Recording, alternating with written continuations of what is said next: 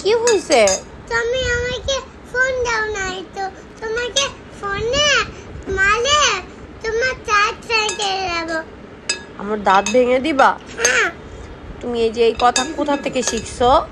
তুমি বলেছো আমাকে ফোন দিতে বলেছি, বলি আমি পুলিশকে বলেছি না।